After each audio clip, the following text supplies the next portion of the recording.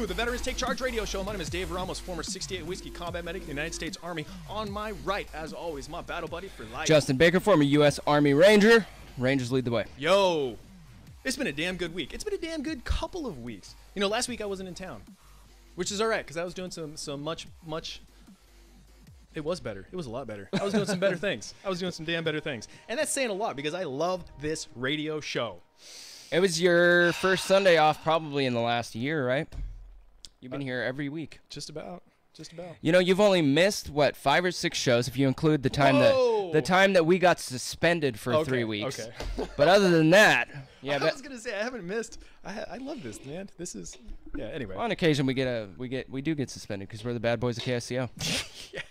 yeah. Hey, if you want to listen to the bad boys of KSCO, you're doing it. You're doing it right here, right now, every Sunday from 4 to 6 p.m. AM 1080 KSCO. Yo, last week you and Roop held it down pretty darn well. You guys were hot off the tails of the broadcast with Heather Dobson, which was awesome. Air Force veteran who's doing a tremendous amount of things. Did you know that she's a not only a nationally recognized taco certified judge for taco competitions, she's also a firearms instructor. She's a veteran community builder for GoDaddy.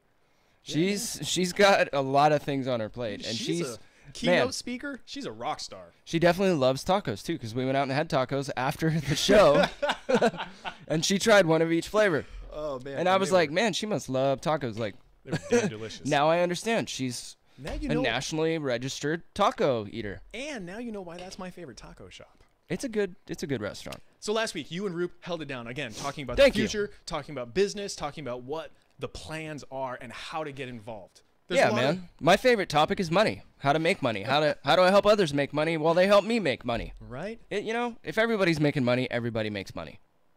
I like it. Yes. Water is wet. So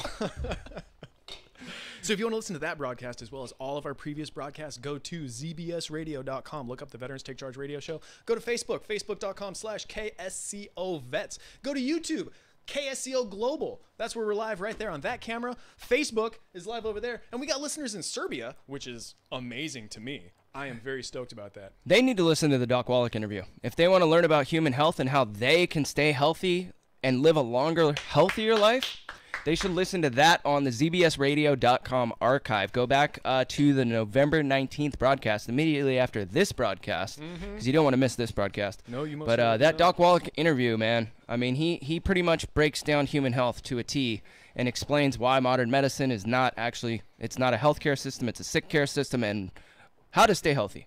How to stay healthy. It's essential knowledge for all human beings. Check that junk out. What else we got? We're on Instagram, Facebook, YouTube, the whole nine. Check it out. Yeah, check our social media feeds out. Share it with your friends. We're really trying to pull the veteran community in and get all veterans that need any type of services or help, the help that they need so that they can be productive members of society and really live a better quality of life, And hopefully, in the future, we can expand to countries like Serbia and work directly with their veterans. Dude, and help them get some radio broadcasts going on and help them get some Doc Wallach so that they can all have health. And that's when we go into franchising, though. You're touching on something that's really, really near and dear to my heart. Bringing the community together, not just our community, but every community, bringing us all under the same umbrella with the same vision, the same mission, the same intention. And in my mind, I'm, optimist. Glass is always half full. So I'd like to think that there is some hunt the good stuff, momentum going on that we should all be on board with. Yeah. And that's one of the things that I really want to talk about today, because there seems to be so much division. There seems to be so much moral ineptitude. There's so much deviance going on blatantly in the public. And I'm wondering, how do we fix it? No longer do I want to know how do we react to it.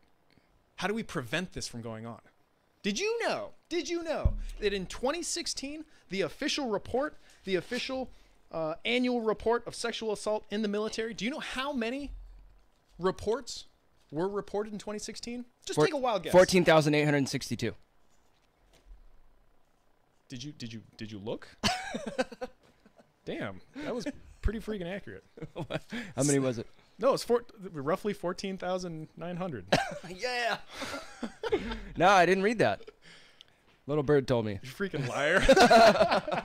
But think about that, all right? All joking aside, in 2016, in the military alone, there was 14,000 roughly around 14,900 reported incidents of sexual assault, sexual harassment, sexual deviance. That's in the military. That's pretty heavy. Now, once Harvey Weinstein got ousted in Hollywood, there's been like dozens and dozens and dozens of other people that have also been accused by one person, two people, multiple people, 5 people, 10 people, so many people that on the lists that I've some of the lists with the names, you know, how many accusers are accusing Bill Cosby. prime example. I heard there's 19 accusations against the president. That was the most recent number that I read. Dude. Oh God. Now, why now though? Why not right after it happened when the rape kit could be taken and it could be proven? That is a great question. Now, I think I have an answer to that question. Why now as opposed to when it first happened? Because now all of a sudden it's not just me by myself. If Bill Cosby raped me, I would think to myself like, oh my gosh, that happened to me. I'm the only one.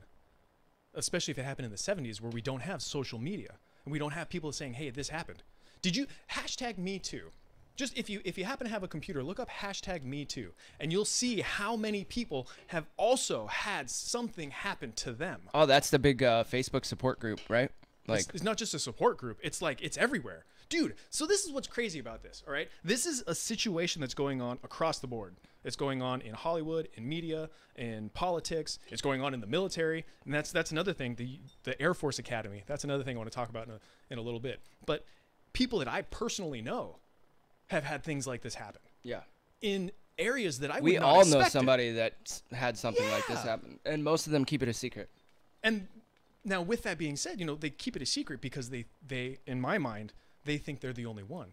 But now with the advent of technology, with social media, and with the ability to push out messages to literally the entire world, people are realizing it's not just me, it's somebody else too.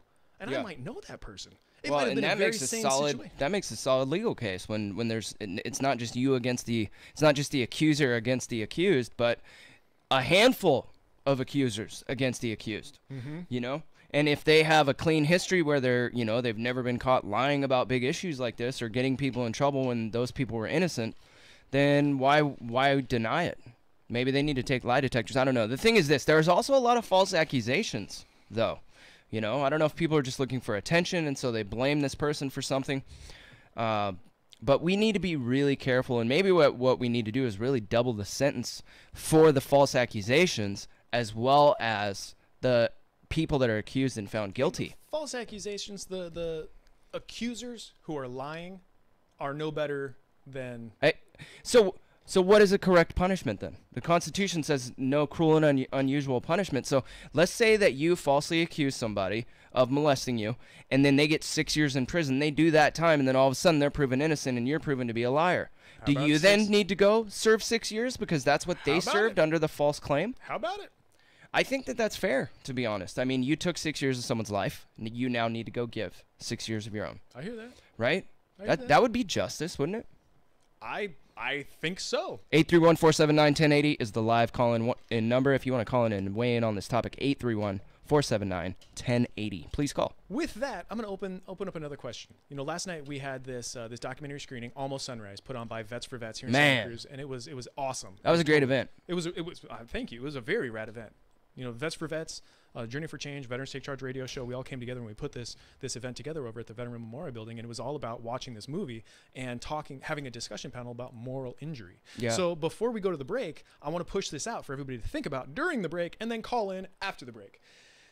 Is morality suspended when you join service, be it service in the military, or if you join Congress, or if you join the Hollywood elite? Is morality suspended because all of a sudden I bring this air with me wherever I go? You know, I don't think it is. I think as Americans, we would be held in the highest regard in this country or in the world if we lived up to a higher set of expectations. You know, the rules of engagement need to be upheld. It's dangerous over here. The rules of engagement need to be upheld, and we need to live up to the Geneva Conventions. Now, that doesn't make it easy to win war, but we can't be out there acting like savage beasts or cavemen in combat. We're supposed to be the good guys in the world. And in a lot of cases, as of late, I mean, not even as of late, Vietnam's a good example. You know, there was a lot of savagery going on. Iraq, Afghanistan, American troops took part in the savagery in all wars, really. And we need to not do that. Unfortunately, sociopaths and psychopaths are in every group of people. There's a tucked away sociopath and a tucked away psychopath in every group. And so they sneak in. And in some cases, you need that psychopath in the military because he will brutalize people, and that is what's needed to win war sometimes. On your behalf. Unfortunately, that is a moral dilemma, though. Yeah, absolutely. Because we're not supposed to be doing that. We're Americans. We're supposed to be at the highest level. I'm going to give Thomas Milzerek, half credit because he's very passionate about what he believes when it comes to corruption, lies, and leadership, And I'll give him half credit in the sense that we are being told something that is not necessarily completely true. Yeah. And we're going out and we're causing mayhem and destruction. Not across the board mayhem and destruction, but that's what the military is designed for. It's designed to find an objective, overtake that objective, and conquer. Yeah. Anyway, this is the Veterans Take Charge Radio Show. 831-479-1080 is the number. We'll be right back.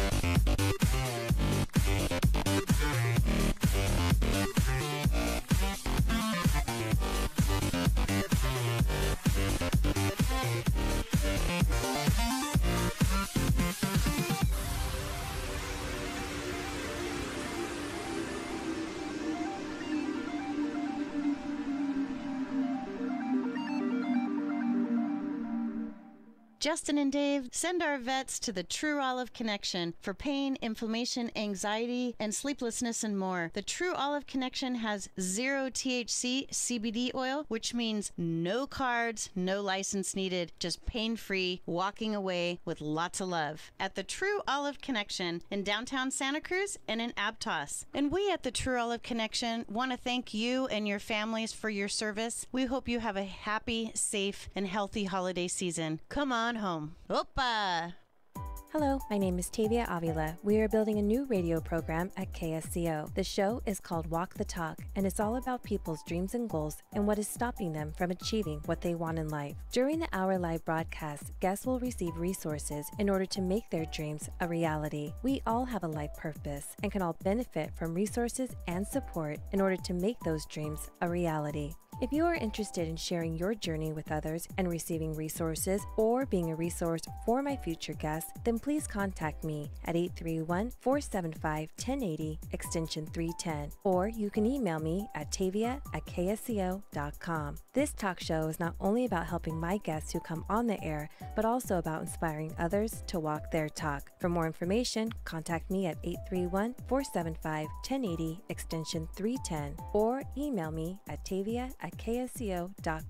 That is TAVIA@ksco.com.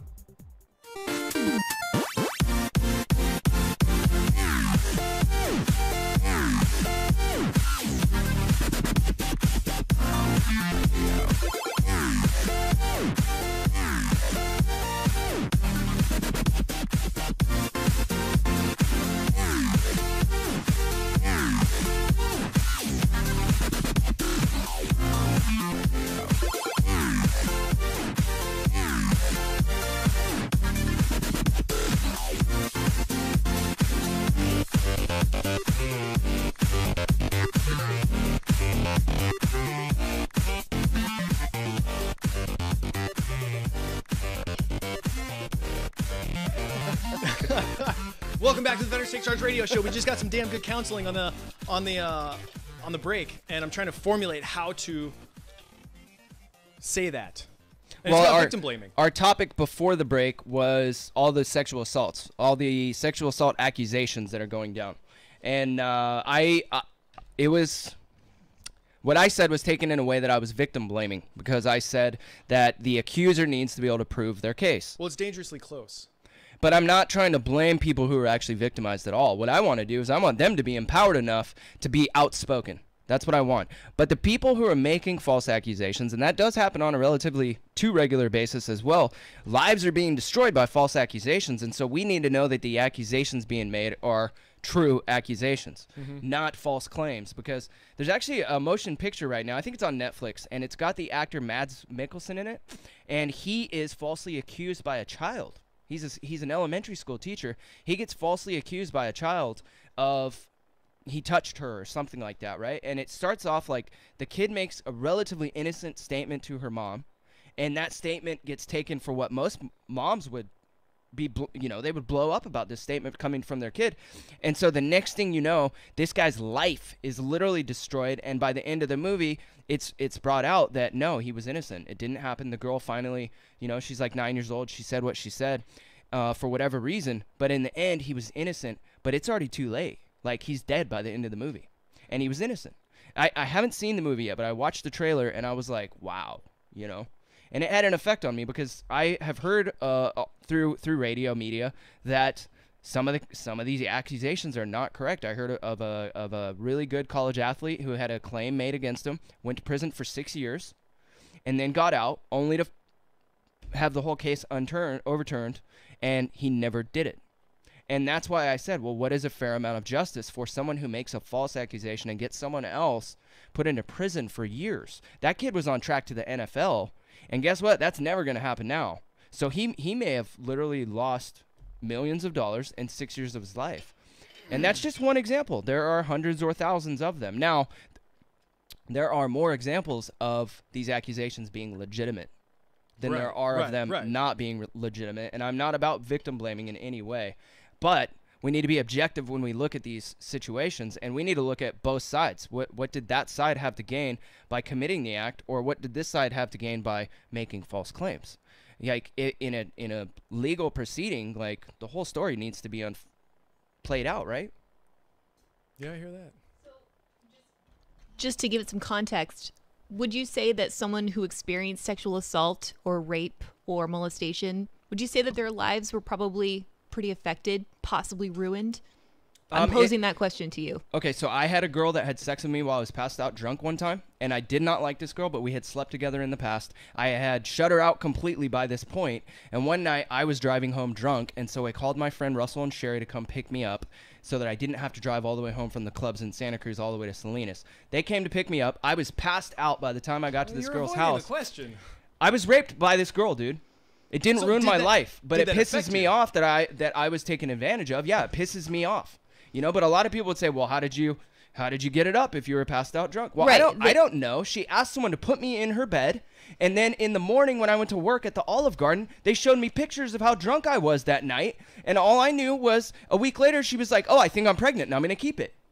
Jeez. And tell me that wouldn't have ruined my life. Like having a baby with this girl that is that type of a person that would even do that to me. So I have been the victim.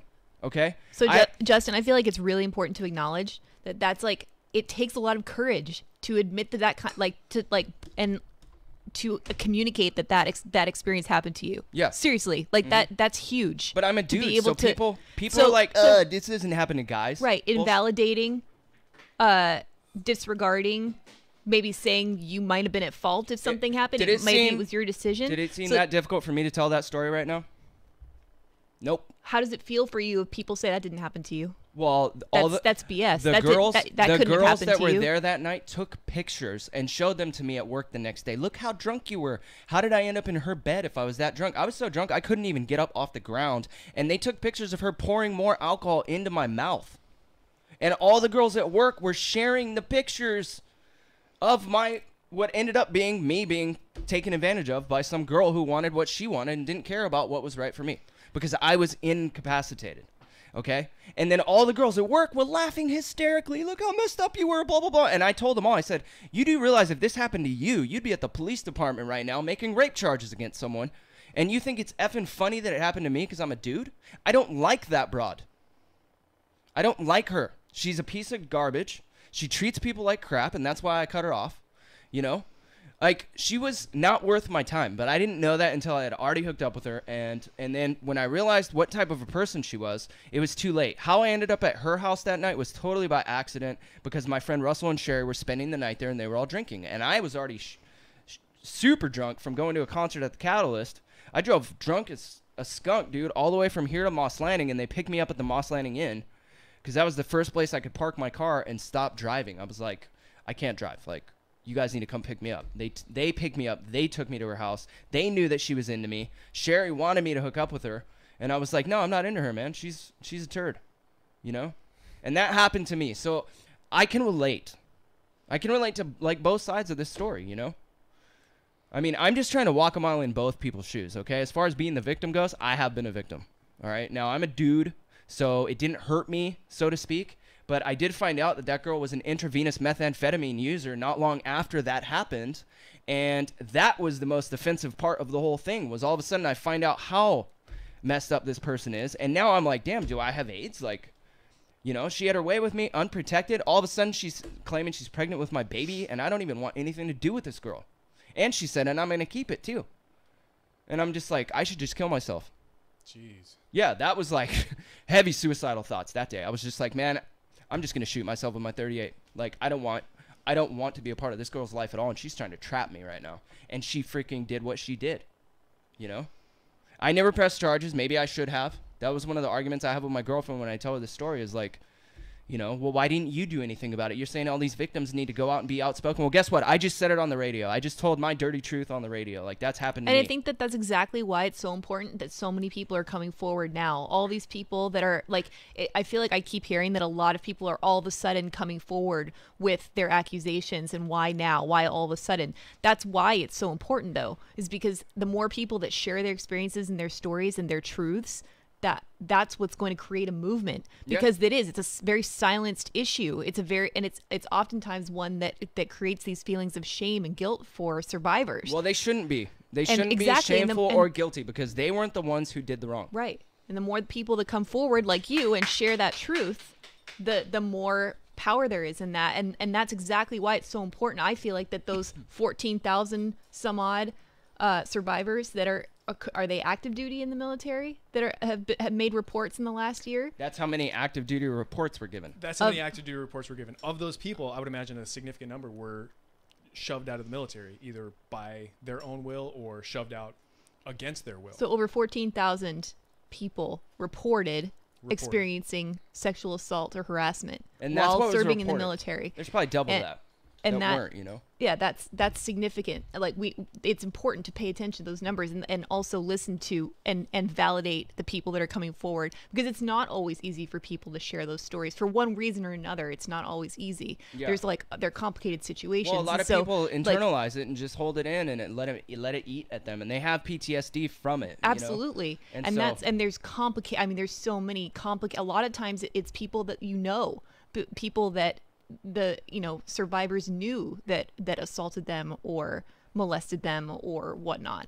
Oftentimes it happens in the workplace, like in the military. That's considered a workplace.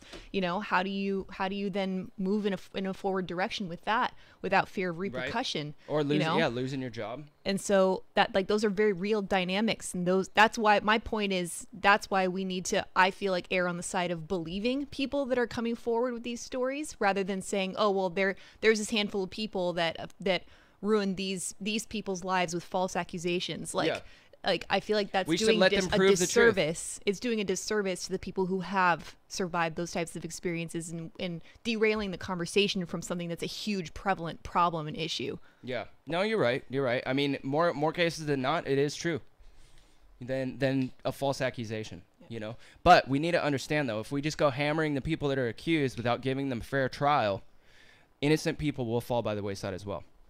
You know, although all the real victims are the innocent in this case, you know, so we don't want to create more victims in the process. I feel like Harvey Weinstein is an absolute piece of garbage, and they should throw him in the general population and let the Mexican mafia make them their little puppet for a couple years, their butt puppet.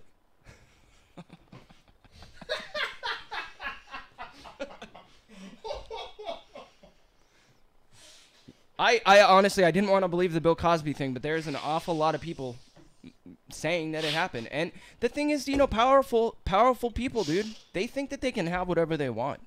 And being powerful doesn't mean you're an elite in Hollywood or in Washington or whatever. Like, you may be powerful in a situation over another person.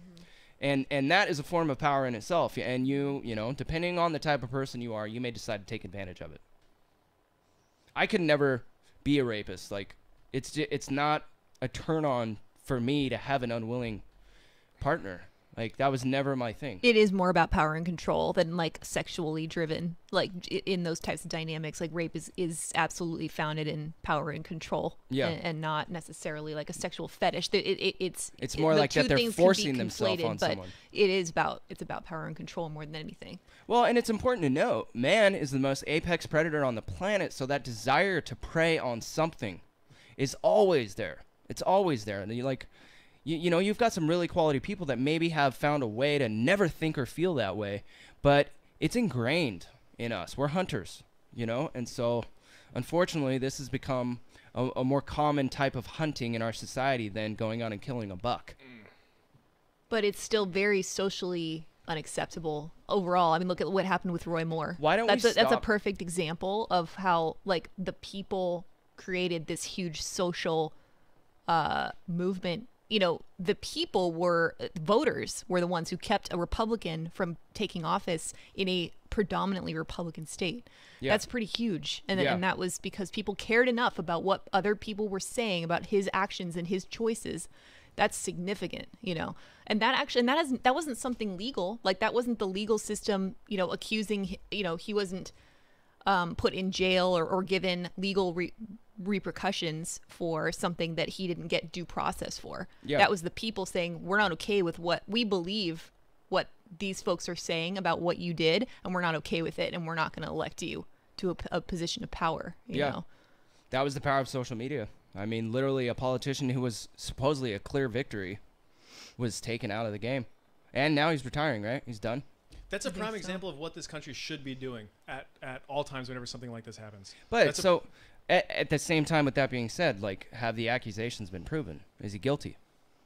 Because let's say this radio show goes national at some point, Jonah, and Dave, some girl says, "Hey, I ran into Dave at this veteran charity event that he was keynote speaker at, and he pushed me up against the wall and did this and that and the other." Wouldn't you want Dave to get a fair chance to defend himself in court and prove his innocence? Absolutely. I mean, that's what I'm saying. It's like I don't know if there's going to be legal repercussions for Roy Moore. I don't know about if there's going to be anything's going to go to trial or anything like that in his case, or any of the other, like, celebrities that we're seeing, you know, where folks are coming forward with accusations. I'm not following a lot of what's happening legally with those, if anything's going to court. We're not even seeing a lot of it. But they're being socially ostracized. Yeah. Absolutely.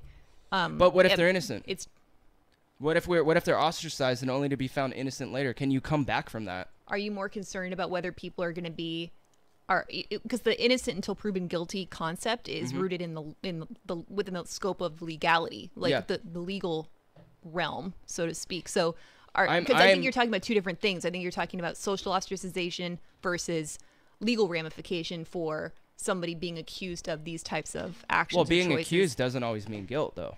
That's the thing. I mean, just because someone says it doesn't mean it's true. And so you would, I mean, it sounds like you want to make sure that people get due process.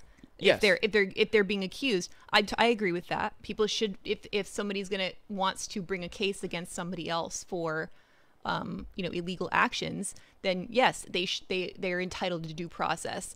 But that's a separate issue than if people choose to socially ostracize somebody else for, I mean, like, that has nothing to do with the law necessarily. Don't we have to be careful about mob justice, though? I wish mob justice was so prevalent that we had to be careful about it. Well, I mean, okay, so what about the lynch mobs hanging up the black people in the South, like in the 20s, 30s, 40s, 50s, 60s? All right, so those people were innocent, and the mob went in there and hung them and burned them, and I mean, that was not just. And we need this movement to take place. We do, but we need to have a form of punishment in place for those who lie in the process.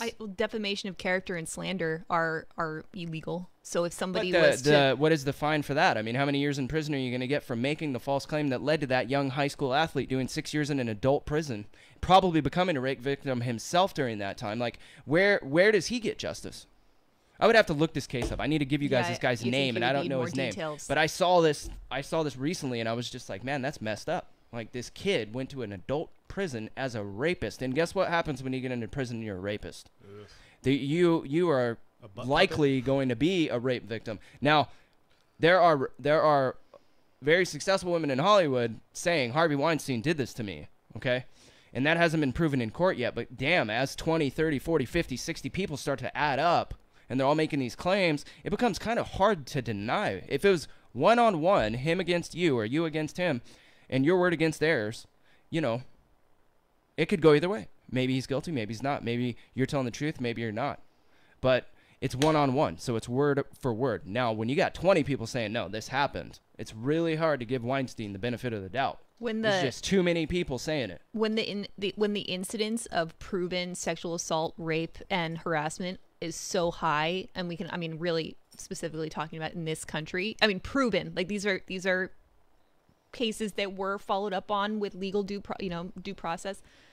How I don't understand how you can even have a conversation revolving around false accusation and giving legitimacy to that conversation when there's such just a much more massive issue at hand. I hear what you're saying, but it's like, why derail the conversation from this massive, pervasive social issue of sexual assault and harassment with this conversation? Stop right now.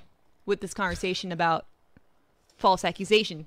Right? Like that. I don't know. I'm saying we need to have safeguards in place because innocent people are going to get thrown under the bus, and that's just creating more victims. Okay, cool. Yeah, but then let's also mainly talk about survivors of sexual assault and sexual violence. My name's Justin Baker. I'm a survivor of sexual assault. Yeah, and that is have the you guys ever been? Issue at hand. Are you guys victims of this? Because I am, and I'm telling you right now, like I have suffered it, and I have suffered it from a person who was a scumbag and who was dirty, and I didn't know that at the time, and I've suffered it. I've been forcefully, unconsciously put into a sexual encounter with someone who literally was trying to have my freaking baby against my will. You realize she should be in prison for that, right? I do realize that, dude.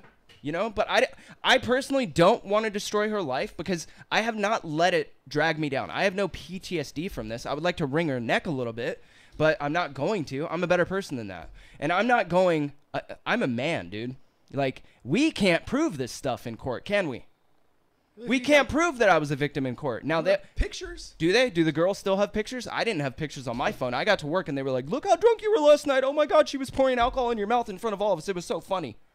And I'm just like, what is effing funny about that? If I did that to you, your boyfriend would want to kill me. I think it's such a slippery slope, though, to talk about proof with regard to this type of issue. I have no because, proof. Like I was saying, like in certain countries, like they require. Not in this country, but I've heard of in other places there being a requirement of, in order to prove that sexual assault occurred, it has to be witnessed by a certain number of other people. Otherwise, there is no case. Like it will not even be considered. So, it's like, and I would consider that to be pretty archaic thinking. It is. But, in talking about proof, there isn't always physical proof, especially when you're talking about the extremely complicated issues surrounding sexual assault and survival. It's not always easy or possible to go get a rape kit done within 24 hours. And it's not even necessarily. Do you remember one of our class valedictorians? One of? Yeah, we had 3. Wasn't he the top? I don't know. The other one became a Stanford professor. And then there was 3 class valedictorians in our class, and one of our valedictorians was the leader of a band that played punk rock music, whatever. And right before graduation, he was ripped out of his house at 4 a.m. one morning after a house party that we were all drunk at, and he had sex with a girl that he had been having sex with for years. And he had just recently turned 18. She was still 17, and he wouldn't be her boyfriend. And so after years of being intimate, and him not ever committing, her friends finally convinced her, well, why don't you just say he raped you? Now, I don't know that he did, and I don't know that he didn't. What I do know is that she said that he did. She went and got a rape kit done.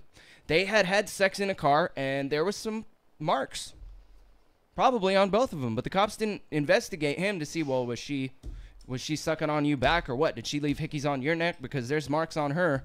And so he got ripped out of his house, charged with rape, told he was going to do like at least 12 years in prison, and he's our class valedictorian in high school. Only then, after the fact, the charges were dropped. She said, he didn't force me, I did it, I always have with him, blah, blah, blah. I got mad and my friends convinced me to say that he did because he's a womanizer. I mean, this guy would have sex with girls all the time, and all these girls were throwing themselves at him. And so I know people that have been falsely accused. And his life, he's a sex offender. He is a sex offender for life because she made that claim, and she was 17. And so even when they couldn't get him with the rape, they still said, well, it's still statutory, dude. So now and he's a successful contractor now and all that stuff.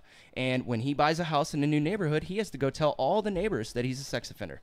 When in fact, he had sex with this person knowingly, and she wanted to do it because she wanted possession of him, and he didn't want anything to do with that, you know? So I've been on both sides of the coin. I was like, did he do that to her? I remember when that happened. I was like, did he do it? What a piece of garbage, blah, blah, blah. Everyone at high school was all pissed off about it. Like, I can't believe he did that. And everybody wanted him to be in trouble, you know? And then come to find out, she admits, like, my friends talked me into it, and I made the claim. And now he's a sex offender for life. So this is a deep, deep, deep topic. And I'm not victim blaming right here. I'm just saying, like, it in an emotional situation, sometimes people do make false accusations. It goes both ways. I mean, if that had happened to Dave and he had to tell you, yeah, I'm a sex offender, would your relationship be as strong today as it is, whether he was innocent or guilty, if he had that on him for the rest of his life? It would not be okay with you. How could it be? I mean, it creates questions forever. I got nothing, dude. Don't look at me. We'll be right back, I guess.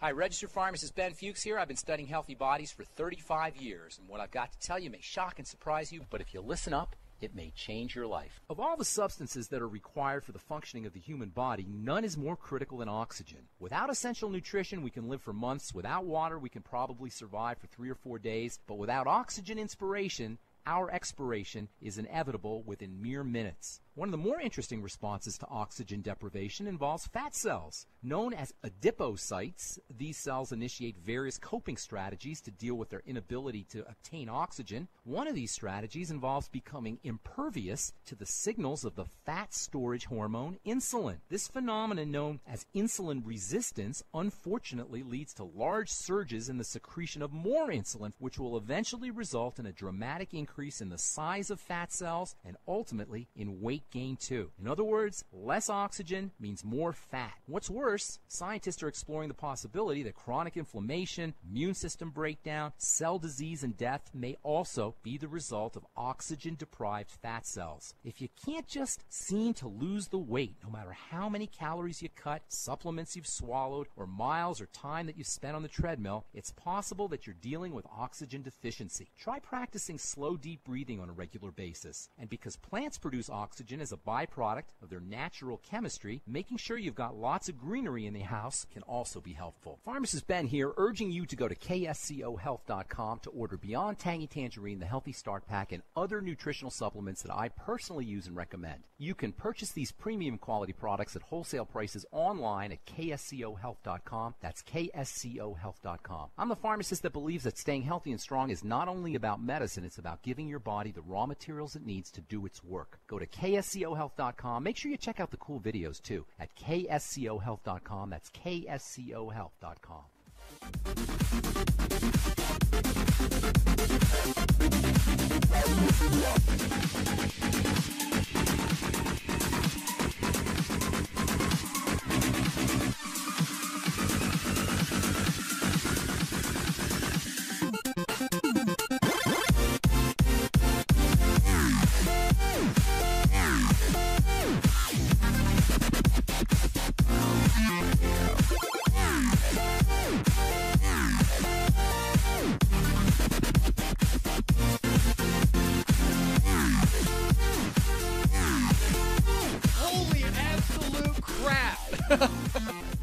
That's my contribution. Dude, I love it when your girlfriend gets on the mic. She's a smart lady. She has a lot to say, and it's all well thought out. She makes great fiance. Congratulations, by the way. I just heard about that. That's what I was doing last week. Anyway. I figured. Congratulations, guys. That's awesome. Thank you. This topic of conversation is so strong and it's so hard, but it's so prevalent and it's so real. And it's real. Again, I want to echo what Gianna was saying. Like, thank you for having the courage to come out and say it. I mean, you know the importance of this, and you know that there's the underreported male victims. Men don't typically talk about it, but at the beginning of every show I say Rangers lead the way.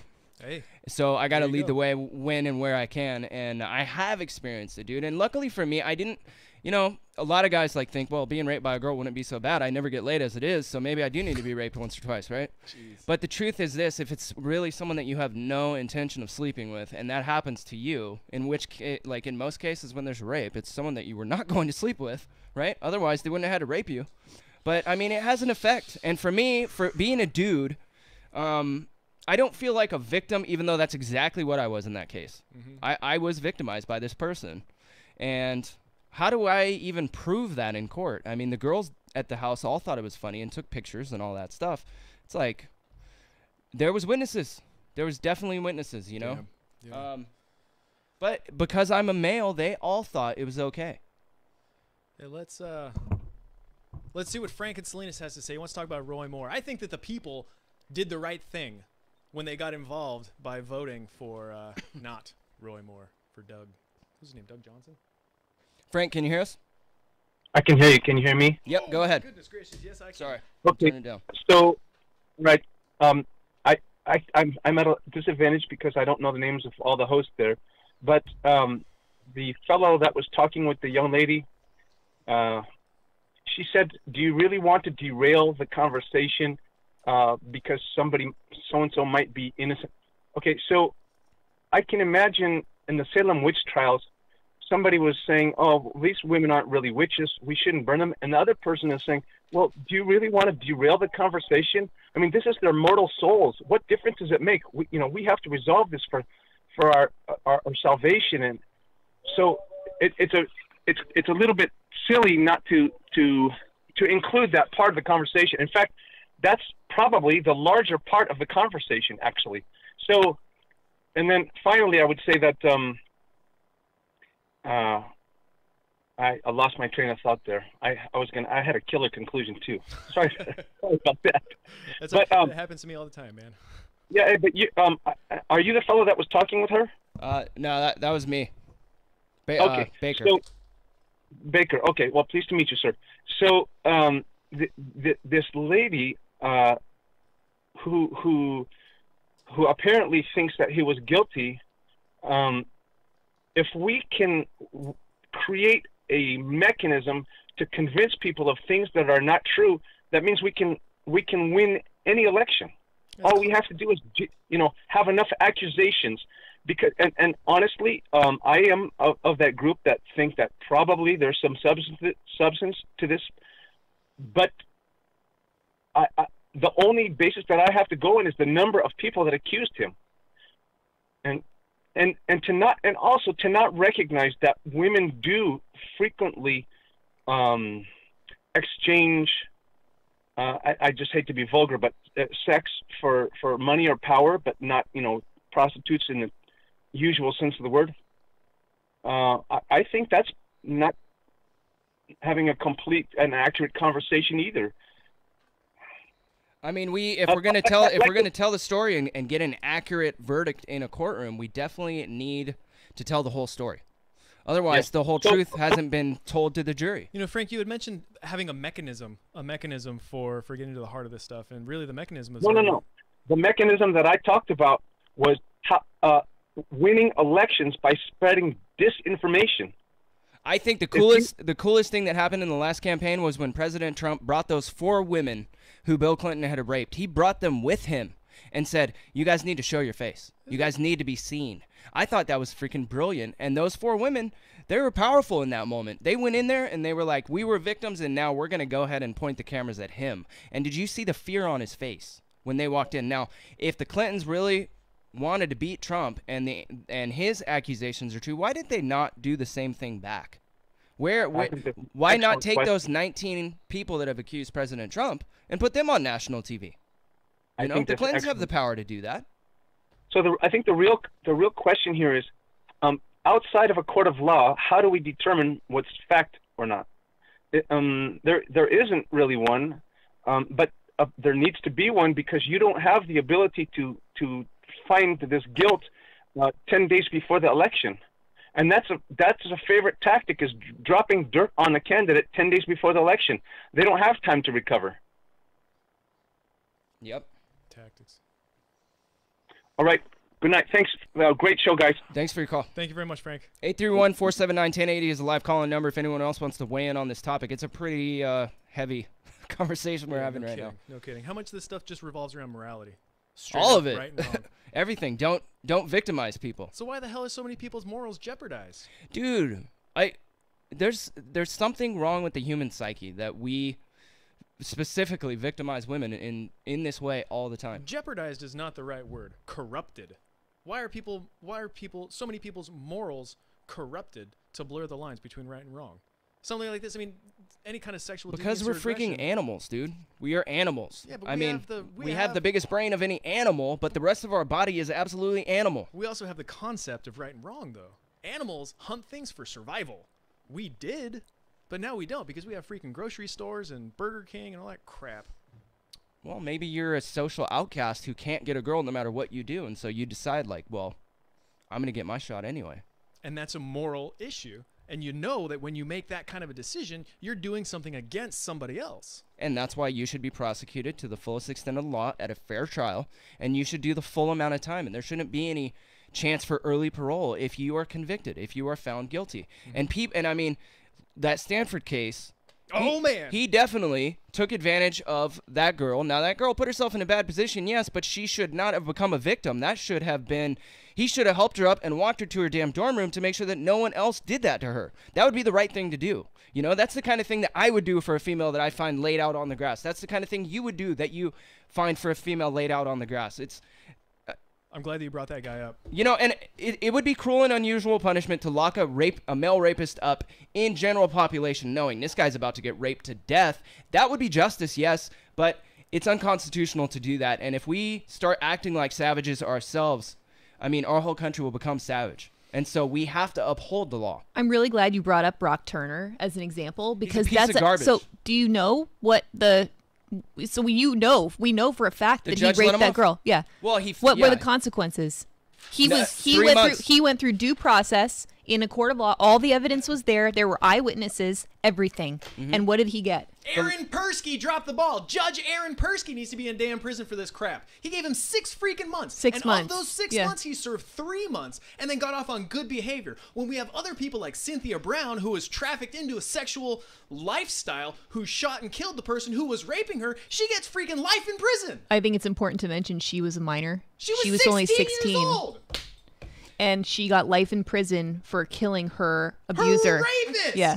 So do you see the double standard there? Yeah. Like that there is an absolute clear double standard. So that for that individual, Brock Turner, that was a proven rapist, his pictures even in books as references of he's in a textbook under rape. Like as an example, literally a textbook example of a rape case.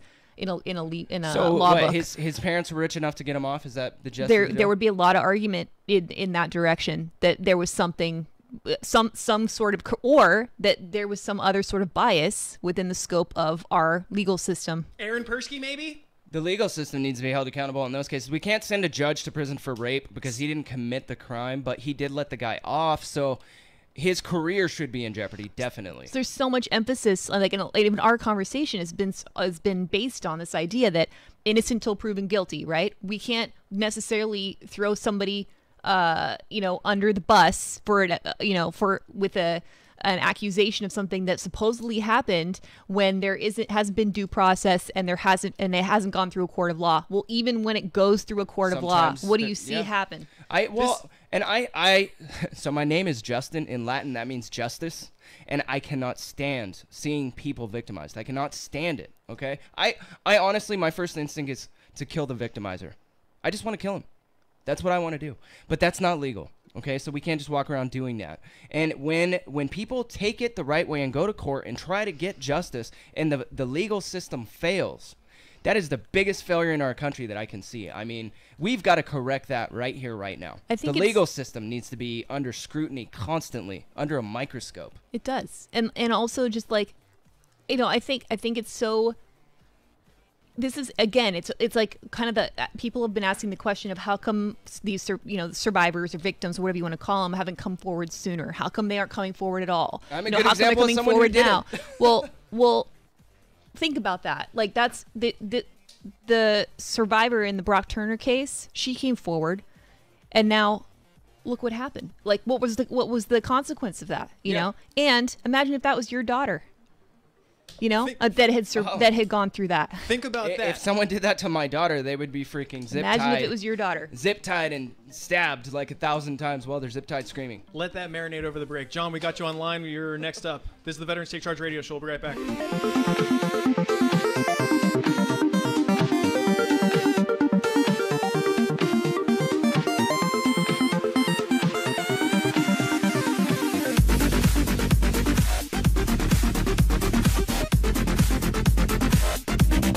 KSCO, Santa Cruz. A power outage shuts down Atlanta's airport. One Senate Republican will miss the vote on the tax bill. CBS News, on the hour. I'm Pam Coulter. Alarms went off signaling an emergency at Atlanta's International Airport, which was suddenly plunged into darkness. I was standing in the TSA line, so I was halfway through, and I didn't make it yet, but they turned off the lights. A few times they went off, and then finally they shut off completely. All flights were canceled tonight, but power on one concourse has been restored. CBS News transportation consultant Mark Rosenkerr. This is a very unusual situation. Clearly, they're going to be looking very carefully at what happened, why it happened, and frankly, how they're going to be able to prevent it from happening again. Russian President Vladimir Putin called President Trump to thank him for intelligence information that helped them thwart a bomb attack in St. Petersburg.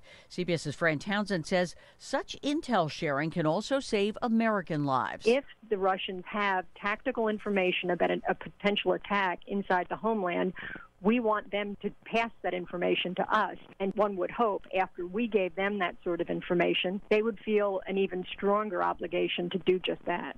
Senator John McCain has left Washington to spend Christmas in Arizona. CBS's Elaine Quijano. CBS News has learned that Republican Senator John McCain will not vote on the GOP tax bill this week. McCain will be in Arizona to spend the holidays with his family as he recovers from cancer treatment. The 81-year-old was hospitalized on Wednesday but was discharged on Sunday. McCain is battling glioblastoma, an aggressive form of brain cancer. On Face the Nation, Vermont Senator Bernie Sanders said the GOP tax bill is aimed at a select few. The latest analysis that we have seen suggests that 72% of the benefits go to the top 5%. My guess is that 60% of the benefits will go to the top 1%. The body of the firefighter killed battling Southern California's Thomas Fire was brought home today. KNX's Karen Adams. It's just a sad time. The 5-county funeral procession made a brief stop here at the Chino Valley Fire Station and Training Center, where people came out with their American flags to honor Cal Fire's Corey Iverson. He risked their lives every day, knowing that they may not be able to come home. And I think that's honorable. The policemen are, in dangerous conditions. Very briefly, these guys run literally into fire. That fire, one of the largest ever in the state, has burned for 2 weeks, but is now at least 40% contained. This is CBS News. Honesty, integrity, experience. From the people you know and trust. CBS News, original reporting. What's the perfect gift this holiday season? a great night's sleep on a set of Boll & Branch sheets. Hi, I'm Scott Tannen, founder of Boll & Branch, makers of the world's most comfortable sheets. Every set arrives beautifully packaged. Find out why 3 U.S. presidents love Boll & Branch. Try them risk-free for a month. Get $50 off your first set plus free shipping at bollandbranch.com, promo code SLEEP. That's bollandbranch.com, spelled B-O-L-L and branch.com, promo code SLEEP. War, poverty, and disaster have left millions of children around the world orphaned, abandoned, alone. When their parents can't be there, SOS Children's Villages is there. SOS Children's Villages is the world's largest nonprofit for orphan and abandoned children. In 134 countries, including the U.S., they provide vulnerable children with a loving and stable family, medical care, and an education. Children in crisis are counting on you. To make a difference in the life of a child, go to sos-usa.org.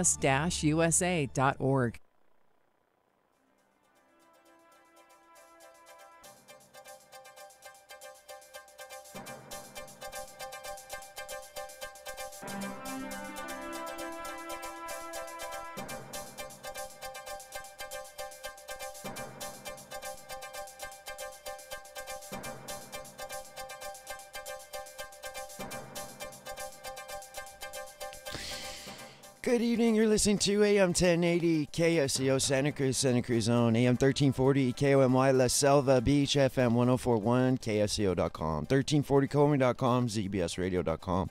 We're also streaming live on YouTube right now at the KSCO Global Channel. Check it out and please drop us a subscription. We appreciate it. 504, just starting to wind down the weekend sale. If you need to get a last-minute BTT, pollen burst, healthy start pack, or other premium health product, we're here for you for one more hour. 2300 Portola Drive. Quick look at your KSCO King of the Hill traffic update now that we finally have some internet coursing through our lines. 17 heavy northbound from the Lex to Los Gatos. Looks like you're backed up there for a good mile, bumper to bumper. 101 clear to Salinas and back from San Jose. 68 clear to Monterey. Highway 1 clear from Monterey to Santa Cruz and back. Highways 9, 152, 156, 129, 183, 218 all looking good across the Central Coast. Your weather overnight tonight clear and chilly. Light winds 5 miles an hour from the northeast, a low near 42 degrees. Sunny tomorrow, mild temps, highs in the mid-60s to low 70s inland. Looks like a 20% chance of rain for Tuesday night and possibly on Wednesday morning as well. 20% chance of all that. Light conditions on the bay through tonight, and it's 5:06. Time now for hour 2 of the Veterans Take Charge radio show right here on your favorite station, AM 1080 KSCO Santa Cruz.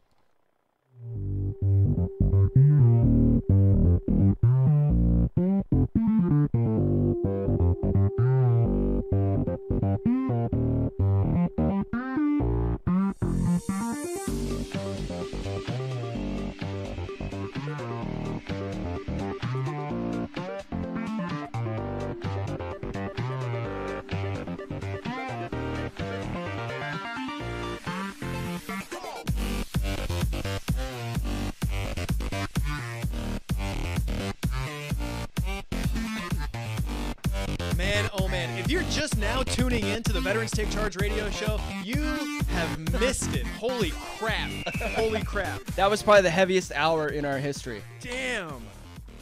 Yeah. There's a lot of passion in the studio right now, man. Like, there is. The three of us, we all want to see justice done. We all do. We're all good people. We want good people to feel like they get justice when they're victimized. And there's a lot of examples today where that is just not the case. And I know part of this hour's topic is going to kind of prove why some of that is. Mm-hmm. Correct? I believe so. I believe so.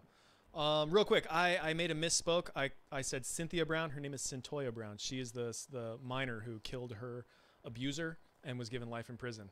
And, you know, I was just about to cuss. Wow, that almost came out really, really fluidly. Can't we say shite on air? Sure. Right? Brock Turner, that knucklehead. It's not on the top 8 list. All right, whatever. Let's talk to John in Santa Cruz. He wants to talk about mental health, and I'm very interested to hear how mental health is incorporated with this whole conversation. John, what's up, man?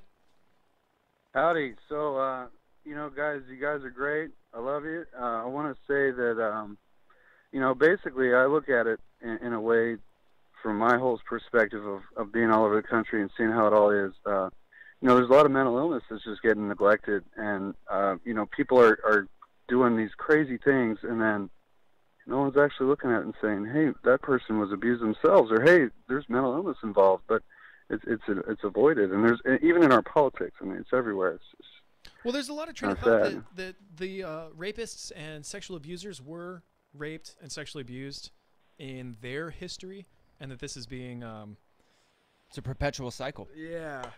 Is that the kind of mental illness that you're alluding to? Well, yeah, but it's also just the neglect of the mental illness. It's because we shut down in the '60s. I forget what president it was when it happened, but whenever they shut down all the mental institutes, mental health institutes, they neglected ever since then mental health in America. Living downtown Santa Cruz too, I see a ton of examples of exactly what you're talking about. I mean, there are some freaking zombies walking around downtown Santa Cruz on a regular, and some of them I see every time I go for a walk down there. That's the same people. They're talking to themselves. Maybe they did too much LSD. I don't know, but they're sick. They're definitely sick. This conversation has definitely come up in the past.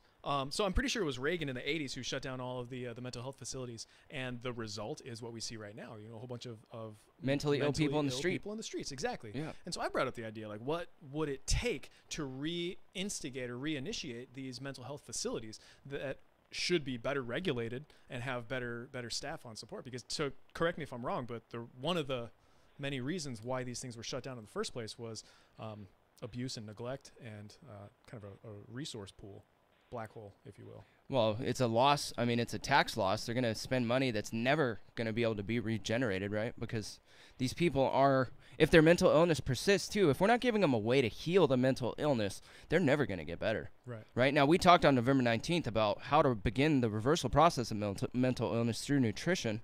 And as of right now, that's really the only reversal process that anyone's ever brought up to us. There's healing, but reversing, that's an interesting concept. Well, that see, is guys, healing. What I also go ahead, John. Sorry. What I also wanted to say was that nurses are really vetted in America to get their job, and they have to really be checked out through their background checks to be susceptible to work in a hospital. So why aren't our politicians also psychologically vetted? And that we know that we're not getting these people in our office that are really sick, that are going to do some real corrupt stuff. That's a damn good I would question. imagine it's probably because they have the power going in already, and they've cut that vetting process out because they know they'll never get into office. Which is exactly where the next hour is going. Is Congress above the law? Ooh. John, you just gave us a perfect transition into the second hour topic that we're going to talk about. Right on, guys. Good talking to you. Thanks for your call. Proud, steadfast, John. We got somebody else calling on the line. Struby's going to field that, and then we'll take that in a split second. But yeah, the next topic that is, again, very relevant and prevalent is Congress above the law. There's the proposed idea of a 28th Amendment to the U.S. Constitution. It essentially says something to the effect that Congress will not pass any laws that they themselves do not abide by, nor will Congress pass any laws that the people abide by, or that they abide by that the people don't. Essentially, making laws that everybody across the board abides by. What's interesting is I always suspected that some people in this country were above the law, Hillary Clinton. even though the Constitution says that that's not possible. So I was really shocked when Dave said, hey, man, did you hear about the 28th Amendment? And they're going to pass this thing right now. And yeah, now they're going to be subject to the same laws as us. And I'm like, wait, what? Aren't they already? Don't they already? They're the law passers of our country. How could they possibly be passing laws that they don't have to abide by? Three specific examples. As a matter of fact, one of which being Obamacare, another which being overtime pay, and the third of which being some instances with the Freedom of Information Act. And this is, again, where it all comes back full circle to the Air Force Academy and sexual harassment and sexual assault. These two organizations are filing lawsuits against the Defense Department as well as the Department of Homeland Security. For keeping the statistics a secret. Exactly. Okay. You want to take this call real quick? Let's do that. Who are we talking to? We've got Liberty in Monterey. Hey, what's happening, Liberty? Hey guys, I listen to you fairly often. This is the only time I called in that I can remember. But I called in primarily to straighten out this myth about Reagan being the one to close down the mental facilities. Oh, yes, Since please. then you brought up a couple of other things. Okay, starting number one, it wasn't Reagan that did it. It happened during his administration, but the ball was set in motion before Reagan came to power. This was a bipartisan attempt to straighten out the conditions of the mental health facilities. I don't know if you're old enough to remember the snake pit concept of the mental health facilities and how men in the positions of power could get their wives locked up for being hysterical if they didn't like their wives. So there's a lot of abuse that went on, a lot of abuse. Then the other thing you brought up is equality under the law. There are so many examples. Do you realize that members of Congress are exempt from the insider trading laws? That's, for oh, instance? goodness gracious, yes. I found that out when I was looking up this Freedom of Information Act. And correct me if I'm wrong, like, is that okay? No. No. No, it's not okay. It's a total conflict of interest. Yes, and you know, Hillary is just one example, but she is one of the most egregious examples of being immune. Anybody else, if she had pulled what she did with her emails, she would be tried for treason. I mean, Chelsea Manning. Just right? Incredible, and ticks me off when I hear about it. But I just wanted to add that and straighten out the thing about Reagan being responsible for closing down the mental facility. Rock So and roll, Liberty. I'll I appreciate listen. that. Yep. Okay, guys, carry on. Proud, steadfast. I love it when callers call and give us knowledge. Yeah, right? That's important. We need that. We need that because we don't know everything. We're young. We're still learning. 831-479-1080 is the number to call and drop some knowledge bombs on the Veterans Take Charge radio show. You know, it's interesting. He mentioned that. The first thing that I thought of was President Obama's responsible for Osama bin Laden being taken out. Mm-hmm. Like, it happened while he was in office, but was he responsible? No. That was what popped up into my mind. Anyway. So Martha Stewart literally got thrown under the bus while the congressmen were doing insider trading on the same stocks that she got thrown under the bus for, right? How interesting is that? Poor Martha. This comes all the way back to morality, right and wrong. You're doing something that I'm doing, but I don't like it when you do that. It's unjust, man. It's not right. It's all good. We're at a turning point in this country, I like to think, right now, where we can take charge and start to turn things around and make them the way that they should have always been. We're not making America great again because it's never been at its greatest yet. We're still headed towards making it great for the first time.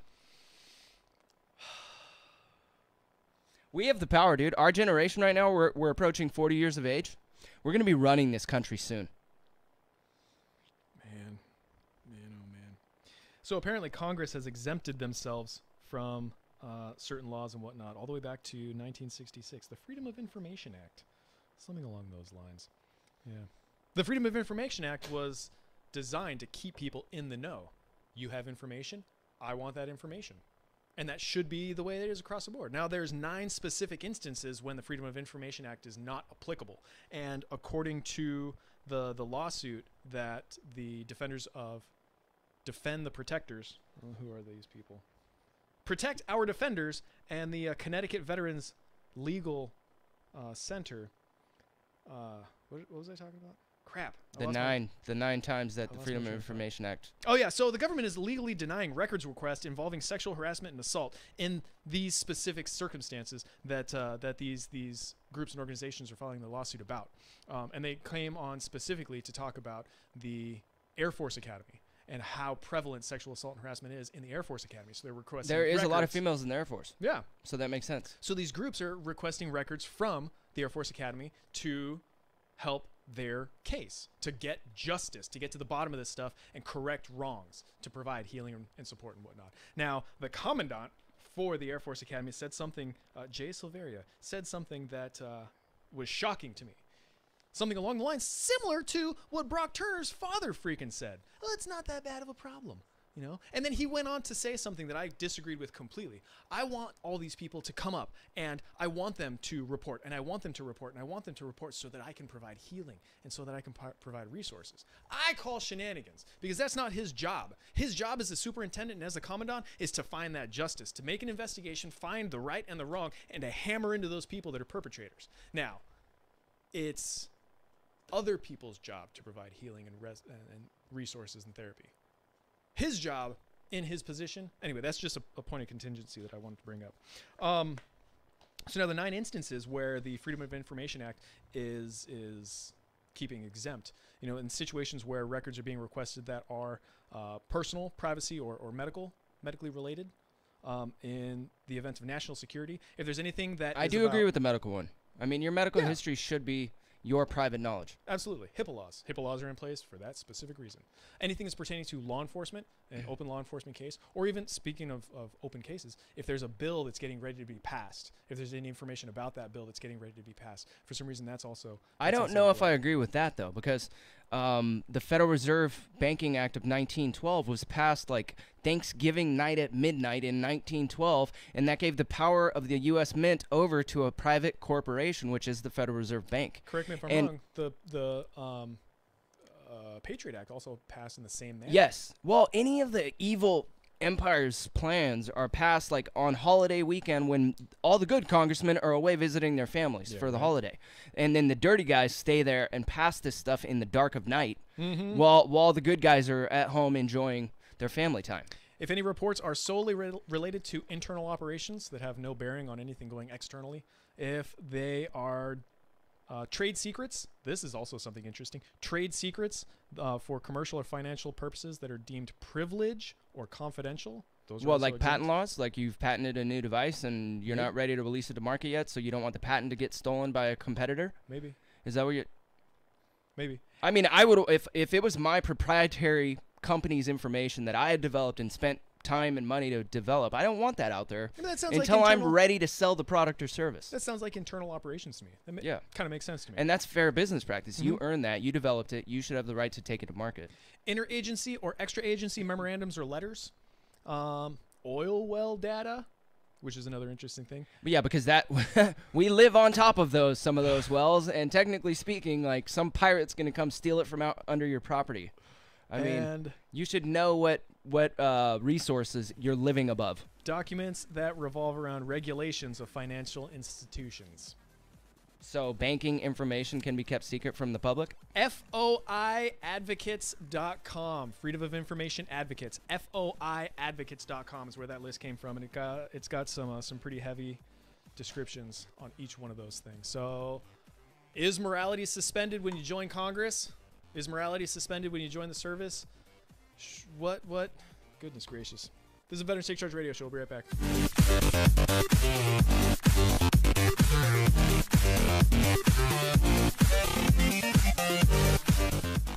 This is Mrs. Future from the Dr. Future Show. We have had Etheric Networks for 10 years, and it has always been really a stellar service. There's always a real person there if you have any need to call them. They fix things as quickly as possible. Our service has hardly ever been down, and the service is just great. We live kind of in the middle of nowhere, and there are no other mainstream bandwidth providers where we are, and Etheric is a great service. We're really lucky we have it. Thank you, Etheric Networks. KSCO Residential Special. Residential service up to 10 megabits per second, symmetric. That's up and down for $85 a month and $199 installation. With guaranteed minimum speeds and uptime, unlike our competitors. Etheric Networks. Call 650-399-4200. That's 650-399-4200. Etheric.net. That's ETHERIC.net. Hi, I'm Alex Darnell. I'm interested in common sense, trying to figure out what's going on in this world so we can have a better place, so we can be educated and informed. And we take calls. We take your call, 479-1080. It's very, very easy to call in. You can always email me. I'm accessible. I'm available. I like what I do. I'm glad I have the opportunity. And I hope you enjoy the show. I'm Alex Darnell. I'm here Mondays 2 to 4 on your favorite radio station, AM 1080 KSCO.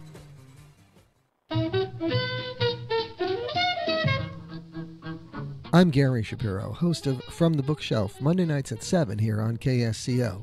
This week, my guests are Pat Thomas, author of Did It, From Yippee to Yuppie, Jerry Rubin, An American Revolutionary, and Mindy Johnson. Her book is called Ink and Paint, The Women of Walt Disney Animation. A couple of interesting coffee table books on my bookshelf.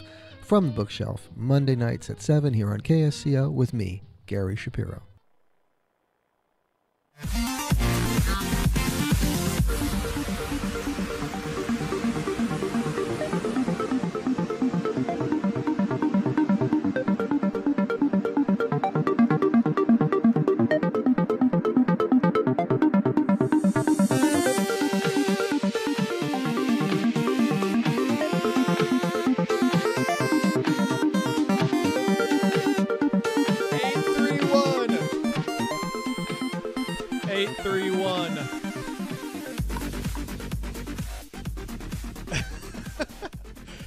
One 479-1080 is a number to call. Should Congress pass laws that they don't have to abide by? Should a 28th Amendment be passed that states Congress should not pass laws that they don't abide by? You would think that the First Amendment should be Congress cannot pass any laws that it doesn't have to abide by, like just to keep the playing field level for all people. You know, checks what I mean? and balances, weren't those a thing back in the day? Anyway, let's see what WC has to say. Hey, WC, welcome back, sir. How you doing, guys? How you doing, guys? We're good. Yeah, Liberty was right, but there was also law in California that preceded that with when Reagan got elected, he fell into it, as usually happens, that incarceration, so these people were deemed mentally ill. They were thrown in these snake pits, some of them, not all of them, most of them tried to do good, but a lot of them were snake pits. And so I forgot what group it was, came along, and California passed a law that you cannot do this anymore. So when they closed the places down, it was because of the fact that the politically correct people thought it was cruel and inhuman punishment to incarcerate somebody just because there was a lot of abuses. But again, there was people that really needed this, but they all got dumped in the street too. Because like you said earlier, somebody get tired of their own wife nagging, get her deemed incompetent, and throw her in a snake pit. So let me ask this. Should these institutions be should they be brought back again? In my mind, with better regulation, for better standards, better standards of care and operation. Should they be brought back? I mean, how much good would they do? In my mind, a whole hell of a lot. I know you're 100% correct, as always. Most of the time, I disagree once in a while, but very rarely. But yeah, no, they should be brought back for the safety, not just of the public, because some of these people are really wiped out. I mean, how about the safety of the individual? The safety of the person himself or herself to get treatment, because as we progress with our medical knowledge and stuff, and Dr. Wallach and that, and by the way, speaking of Dr. Wallach and all you wonderful people at KSCO, Friday, I saw you Thursday, then Friday, I had an appointment with my primary care physician there in Monterey. And, whoa, I had 2.5 years, almost 3 years now on the Tangy Tangerine and the 90 Essential. I had the best checkup that I've had ever. And the doctor said that you're so disgusting, I don't want to see you again for a year. Unless you have a problem, call me, and I'll get you in. But other than that, you're doing so good. And like I said, just being positive, deep breathing, relaxation and stuff, eating in moderation, and the vitamins and minerals and supplements from Youngevity have done a heck of a lot for me, and I'm very honored and very pleased about the whole thing. And you left one thing out though, WC, that I know leads to better human health, and that is listening to the Veterans Take Charge radio show. Well, of course, when you guys were on Comey, I drove poor MZ nuts trying to get you on the real station instead of fighting Georgia. And, you know, not just me, but there was a lot of us that did that. And I always tell everybody I run into, like at the VA, say, well, when I was at the VA clinic in Monterey, people, you know, I was talking to people, you know me, I talk a lot. And I was telling them, check out Veterans Take Charge, check out the longevity products. And all you have to do is listen to the guys on Sunday, and you can get all the information to help you lead a healthier life. And, you know, hell, I'll be 74 in April, and I'm almost feel like I was 40 again. But I'm not talking about my mental capacity. I'm talking about my physical capacity. Because I'm still 12 and a half, going on 74. I'm wondering if I'm ever going to grow out of that 12 and a half thing. I'm feeling more and more 15 all the time, got to be honest. Oh, God, yeah, it's so much more fun. And then when you get my age, you got all the memories. You might not be able to do it all, but you still got the memories. Anyway, you guys, love you. Thank you. And keep up the great, great work. And look forward to bothering you again after the new year, if not before, with some frog balls. All right. We're looking forward to it. Always a pleasure, WC. Thank you very much. All right. Thanks, friends. Bye. 831-479-1080 is the number to call. We're talking about morality and sexual harassment and victims. And I'm not going to lie, man. My mind is kind of blown right now. I'm exhausted. Hour one was heavy. A little bit. I have to be honest, that was like the most heated hour in Veterans Take Charge history, I think. Yep. Whenever Gianna comes in studio, big things happen. She asks good questions. And to be honest with you, I'm like, now, like, we've been doing a lot of fast talking today. Kind of blew we went through 2 hours of content in an hour and a half. If you have some more content to add to the show, 831-479-1080, give us some ideas here, because Dave's notebook is maxed out today.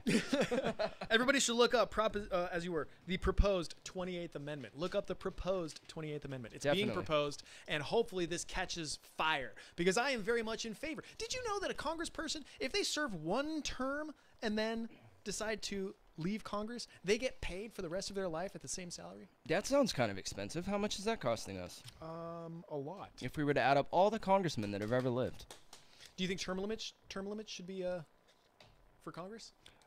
Don't we have term limits? I thought it was like every, what, two or 4 years we re-elect? Some Congress people would say that we do have term limits, as long as I'm still being voted in office. Oh, you're office. saying they can't go past a certain number of elections. Yeah, Got exactly. you. Okay, well, I mean, I don't know, man. Shouldn't the people have the right to decide? If you got the best, like, I have high hopes for our Congressman Jimmy Panetta. A lot of people say he's part of the evil empire, but I have to be honest, he has added personal benefit to my life as a veteran in this community.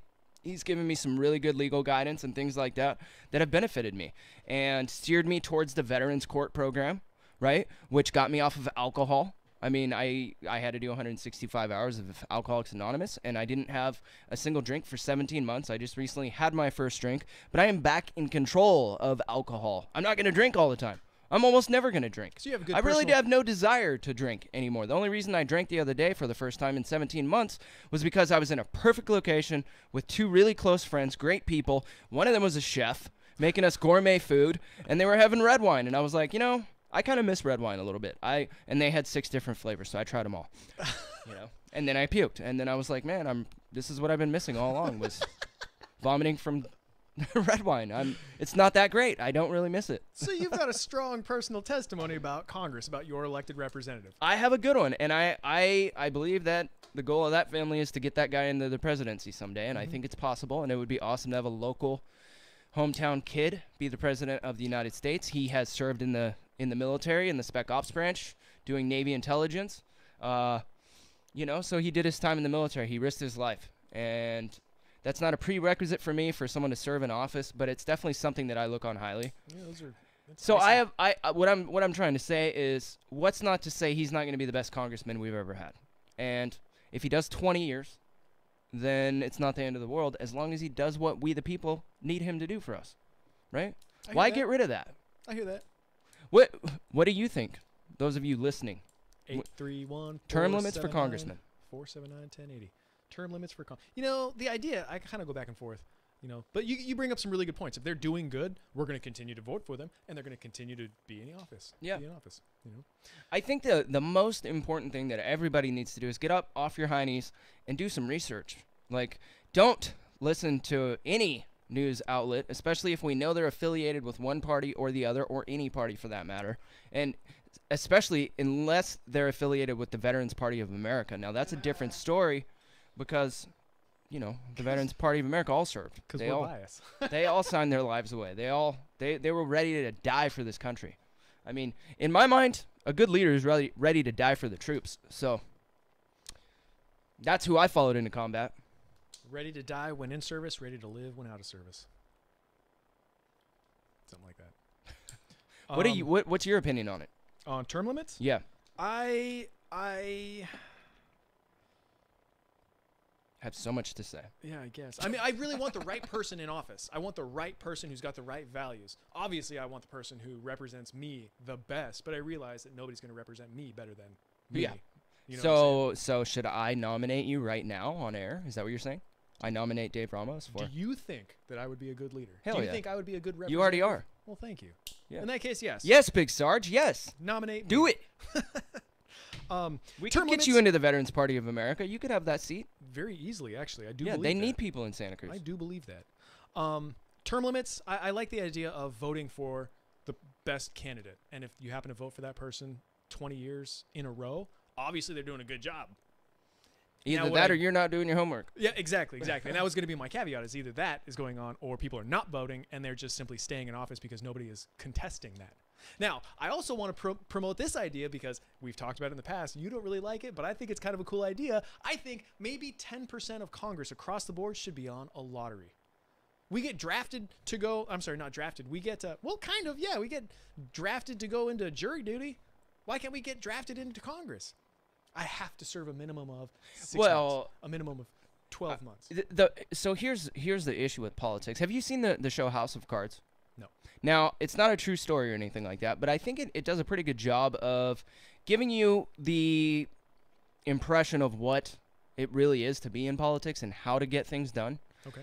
I personally believe that they were depicting Bill and Hillary, right? I mean, it's all schmoozing. I'm going to show It is. you my It face. really is. Fundraisers and this and that and the other, and getting the right person to come to your fundraiser and giving them a nice gift and this and that and the I'm other. going to show you and tell you what you want to see and hear, and I'm going to show you and tell you what you want to see and hear, and I'm going to show them over there what they want to see and hear, and I'm going to show them over there what they want to see and hear. And you know what? That's 4 different opinions in 4 different directions. Yeah. But if I grease It's the like wheels, chess, man.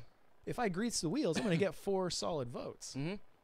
That's what And- bugs me. That's what bugs me about this crap. Dude, there's some dirt going on in that show, and there's some dirt going on in Washington, D.C. There's a lot of blackmail taking place in that show. There's a lot of blackmail in Washington, D.C. There's a lot of affairs taking place in that show. Both of the main characters have outside relationships out of their marriage, Kevin Spacey and Robin Wright.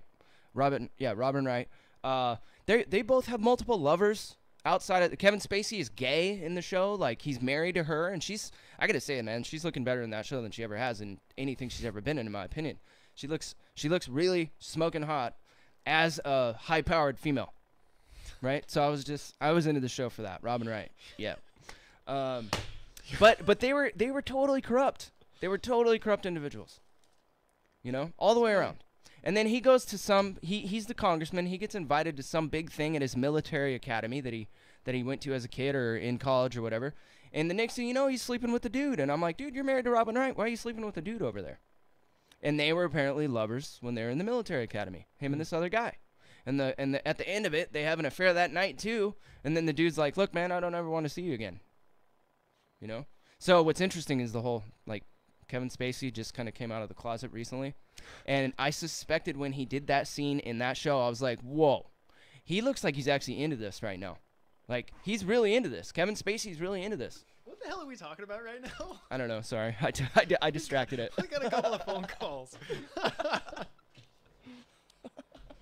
Let's talk to Ann in Santa Cruz. Ann, welcome to the show. Hi, guys. Hi, thank you. Well, I've been thinking about term limits. And in a way, when we vote someone in, that is a term limit because we can vote them out. The people that get in there and that we really want to get out is the bureaucracy. Yes. What about term limits for the bureaucracy? How would they Is there do a that way we- exactly? How can you put a I limit on don't something know, but I'll intangible? bet we could figure it out because that's definitely where all of this crap starts. I hear that. Agreed. And once they get, and they're even unionized, which is another big mistake. Congress? No. All of the bureaucrats, all of the government employees are unionized. Yeah. You know, we should get rid of that. You make a good point Because you can't fire them. On those people. You make a great point. This is what I've been dealing with at the VA. For 12 years now, I've been fighting the VA for my disability. I'm fighting a massive bureaucracy, and these people are complacent in their job, and so they don't give a rat's tail about me when I walk in. I'm not a human being. I'm a social security number on a piece of paper, and then unless I'm standing directly there in front of them bleeding, they don't even see me as human. You know? Even then they screw stuff up because Yeah. I've walked in That's bleeding. right. Yep. So And then they're going to retire with a wonderful pension. yeah, that while we as can't get our taxpayers disability and we're have to bleeding pay. out. That's right. You're absolutely You right. got it. That's Yep. just one example Well, we of just it. have to figure out a way to do it. Well, that's I love you guys. That is a conversation that we should definitely be having, like as a nation, not just on the Veterans Take Charge radio show, but as a whole. Oh yeah, across the board for everybody because everybody's affected by it. I don't mind voting a guy out. If I voted for him and he turns out to be a crummy guy, I'll vote him out. No problem. Yeah. I hear that. But it's the bureaucracy that I can't get at. I can't get them out of their jobs or what we call a job. Yeah. And- Well, something to think about. Do they have tenure or something like that? Like once they've spent 10 years, are they locked in where we can't get rid of them? Yeah, because of the union. It's so hard to come up with a reason to fire the. I mean, it's just like the teachers. You can't get rid of a bad teacher either. It's practically impossible. They here in actually get California. tenure. Well, yeah. So They think don't- about yeah, like how dumb that is. That's great for them, but it's dumb for the people who they're supposed to be accountable to, right? Because they've just got to toe exactly. the line long enough to make that cutoff date, and now they're set for life or till got it. retirement. Well, no, You that got means it. like now they're not at risk of ever losing their job, no matter what they do. Come on. Mm-hmm. That, Yeah, I know. No. I know. It's infuriating. It really is. Well, a good show, guys. I'll talk to you later. Thank you so much, Good Ann. call. Thank you so much. Absolutely. Bye-bye. We're due for a break, but I don't see Struby. And we got another call on the line. We're gonna take it. Let's do it. Ron and SoCo. Hello. Hey, what's happening, Ron? Hey, I got one quick answer for you guys. Make the term limits the same as the president. Bang, thing solved. So 8 years tops. That's it. That's for anybody who's a go-getter, they're gonna get in there and get what they need to get done in 8 years or less. Exactly. And it shouldn't take them any longer than that. Right. So term limits the same as the president, and problem solved as far as I'm concerned. I could go with that. Cool. Yeah. I mean, we've had long-running congressmen in this area that held office for 22 years. And the veterans aren't. Yeah. The veterans weren't any better off at the end of that. No, really. and new blood always creates new answers. Right. There, when you bring in a new guy every 8 years, he's still fresh and vibrant and ready to make a name for himself by getting things done. Take charge now. And the old guy that's in there and hanging in there, he's got his ways, and that's it. You're not going to change him. Yep, exactly. Especially he learns how to toe the line. After 8 years, he knows how to toe the line if that's what he's going to do, right? Exactly. Thank you for your call, Ron. You got it. This is Veterans Take Charge Radio Show. We're going to take our last commercial break of the day.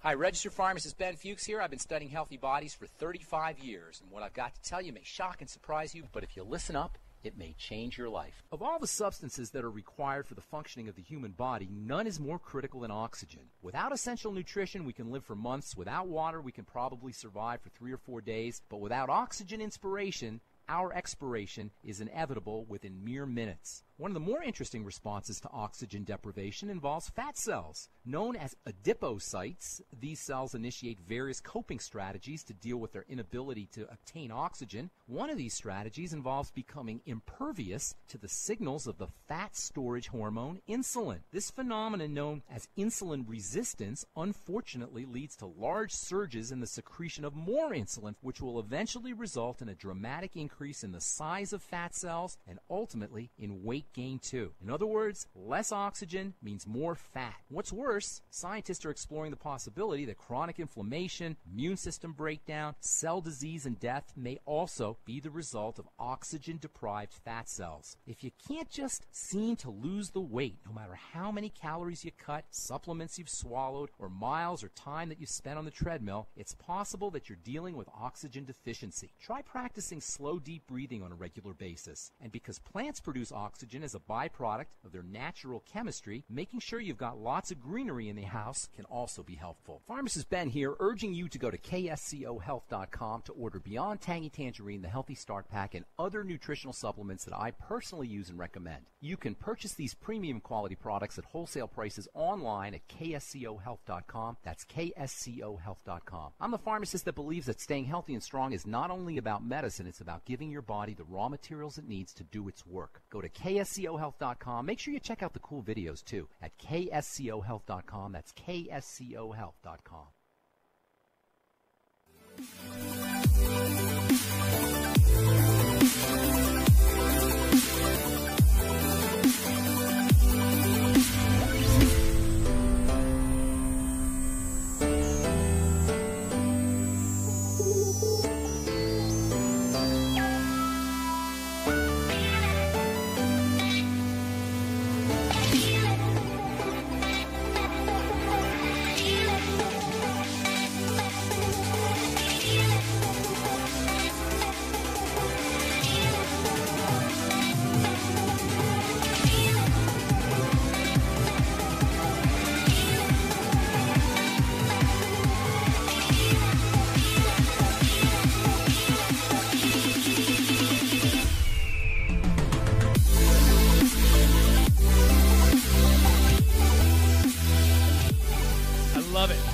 I love it. Welcome back to the Veterans Take Charge Radio Show. Just so you guys know, this has been a very strong broadcast. This has been hot.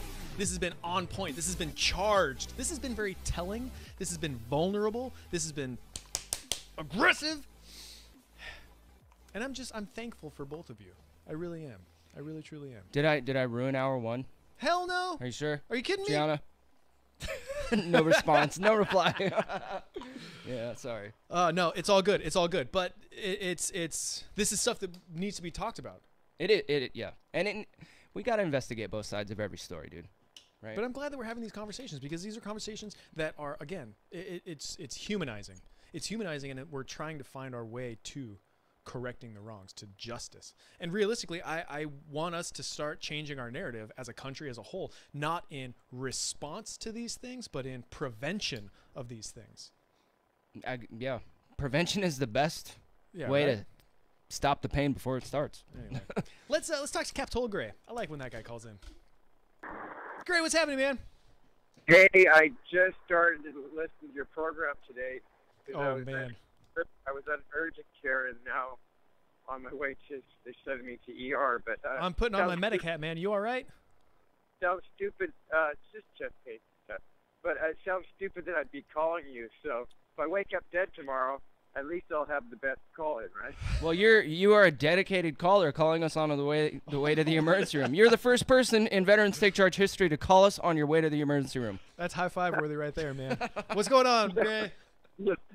With an arrow sticking out of my head. I was just going to tell you, since I'm sorry I didn't hear everything. I can probably listen later somehow. ZBSradio.com.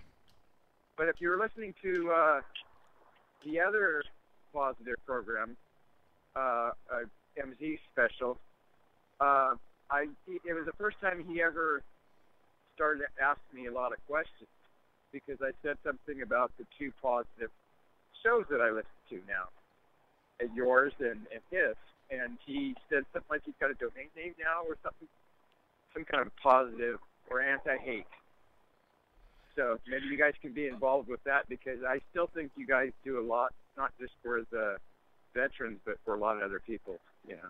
Well, we identify with the veteran community, obviously, but we're here. We fought for the American people. We went to war to defend and protect the people of this country, not just the veterans. It's just that the veterans are our family. You know, they're our home away from home. Well, yeah. You know, I was reading. I don't know if I told you guys this, but I was reading the Constitution, the national one. Well, it turns out to be the Chinese Constitution, and they're mandated to take care of their soldiers and their families forever. And I thought, in China, hopefully we can do that here better. We had, what's your buddy's name? Man, he's a farmer. Veterans Farming. Chris Dorsey? He went to China.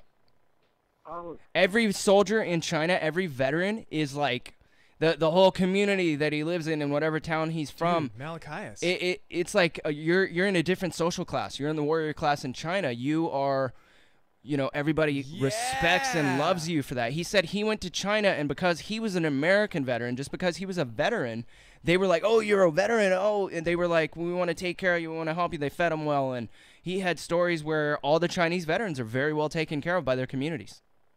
We don't even... here it seems to be different, whether it's a good cop or bad cop. They're seem to be put up on a pedestal, and, you know, we're maybe get somebody on a parking ticket or something. Sorry, no disrespect. But yeah, I hope, you know, I was reading, just surprised, but you guys are just, and to let people know, I don't know you guys. I'm not your brother or your uncle or something. But I appreciate the positive work that you guys do. So. Well, thank you for calling in. We always appreciate when you call because you always have so. really good content to add to our broadcast. Very much so. Okay, have a good. Oh, and you can go and listen to that Saturday program again. I missed it last night, but so a plug got put in for you guys at least twice. Awesome. Hey, rock and roll. Yeah, anybody who wants to listen to MZ's Saturday special, it's on KSCO.com. You guys can look it up, or at ZBSradio.com. That's Zebra Bravo Sierra Radio.com. ZBS. Did you say zebra? Yeah, zebra. Zulu, man. Okay, I know, but zebra just sounds so much Great, cooler. thank you, man. Great, thank you. Okay, bye. Hey, just to for you those of you out there listening, if you're a veteran and you're having a problem with your VA case, I want to give you the presidential VA hotline. I had a veteran come in and tell me that I had to read this on air, so I'm putting it out right now.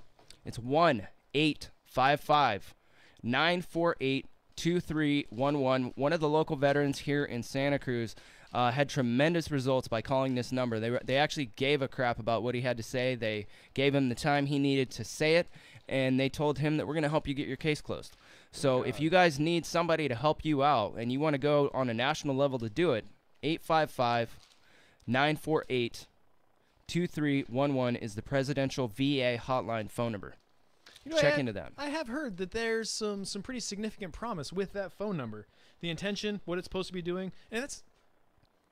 I was just about to say that that's something Donald Trump did, but it might be something that has been enacted while he was in office, much like the whole thing we were talking about Well, what's earlier. interesting is how hard is it for the president to have a 1-800 number set up that is there to help the veterans get their stuff done? I mean...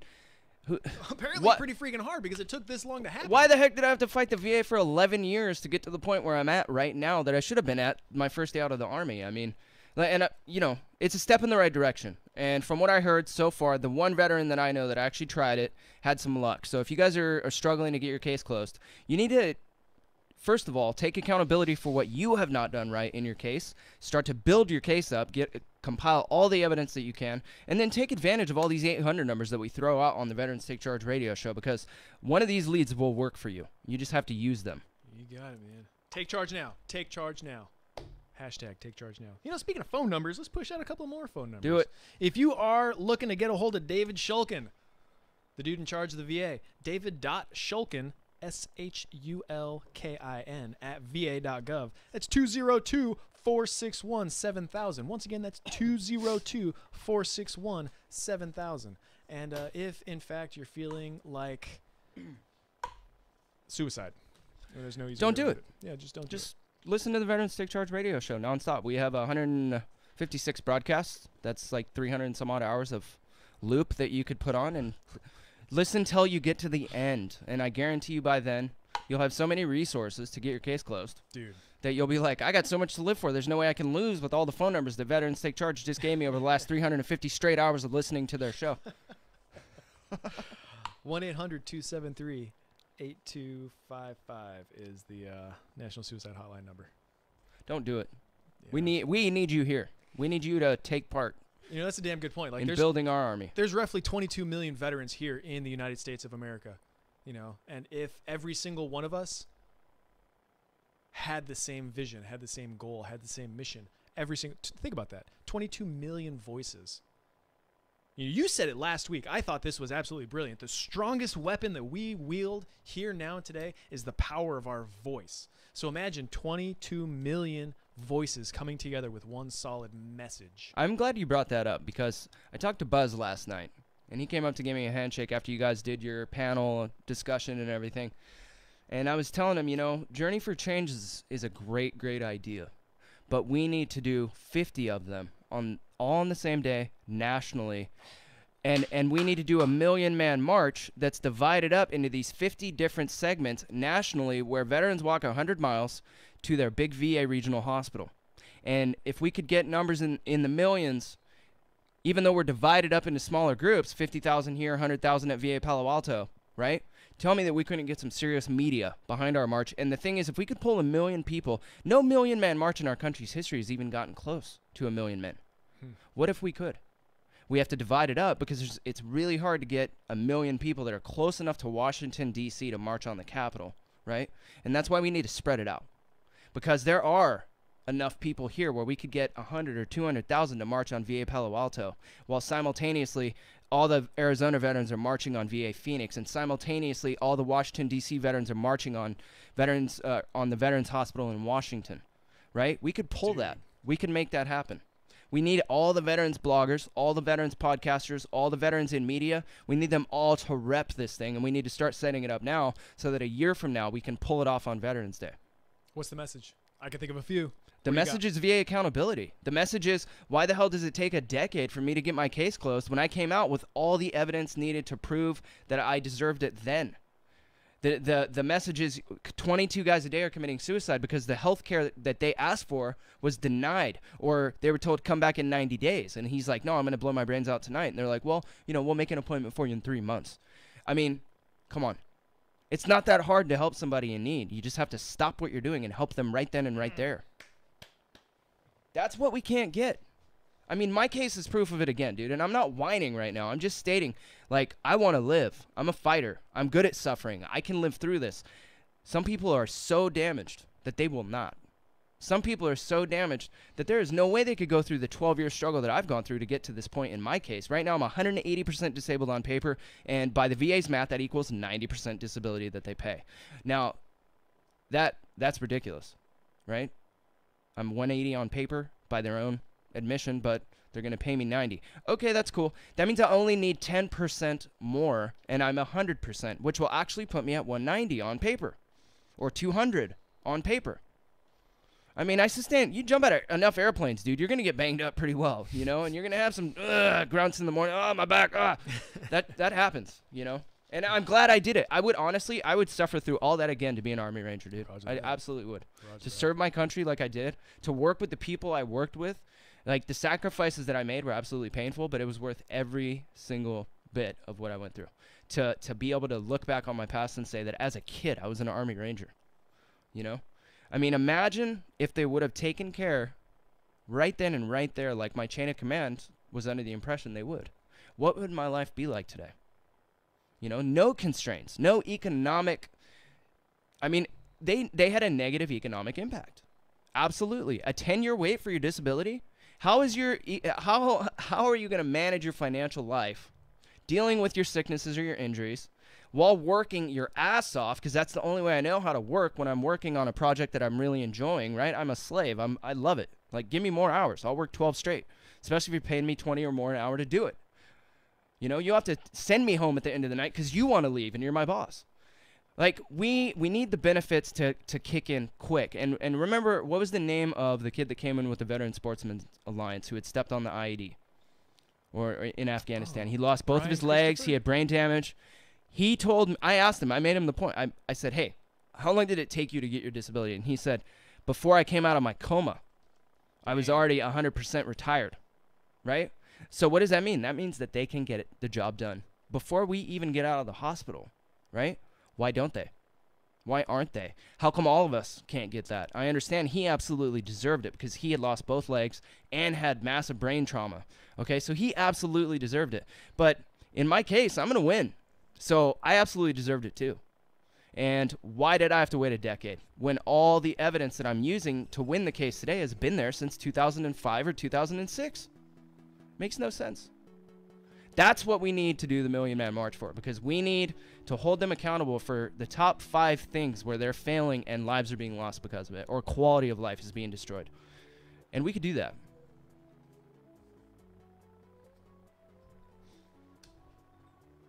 That's the end of my tangent for right now. That's all I got to say. I wasn't really planning that one. I like it. What are we talking about next week? You, I think you booked it. Who is it?